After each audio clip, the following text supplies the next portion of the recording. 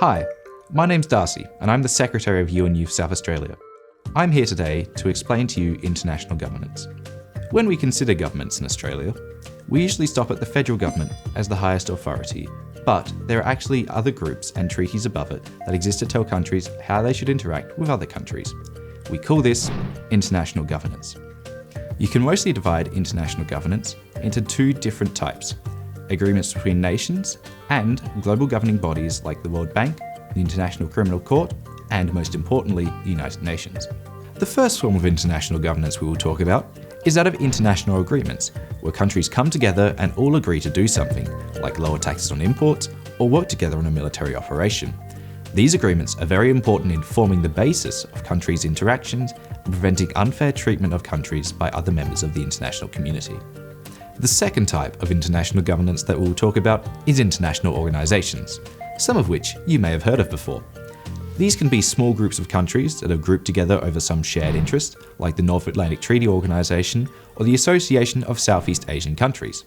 These groups deal with more regional disputes affecting members' countries and finding solutions to their problems. There are some international organisations that deal with one specific international issue, like the economy, which for example is covered by the World Trade Organization, or health, which is covered by the World Health Organization. Finally, we arrive at the United Nations, the largest and most important international organisation for international governance.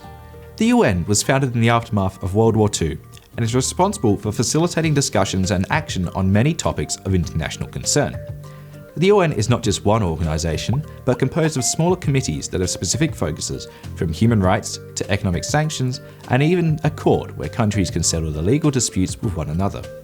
The main body of the UN is called the General Assembly and contains representatives from 193 countries and serves as the main space for the countries to discuss with each other and vote on things that matter to everybody in the world. Things like aid to struggling nations, establishing rights that everybody deserves, and much more all happen on the floor of the General Assembly. It serves as a key place for countries to meet and discuss international issues to hopefully prevent the massive loss of life that it was founded in the wake of. The UN also negotiates and passes their own form of legislation called conventions.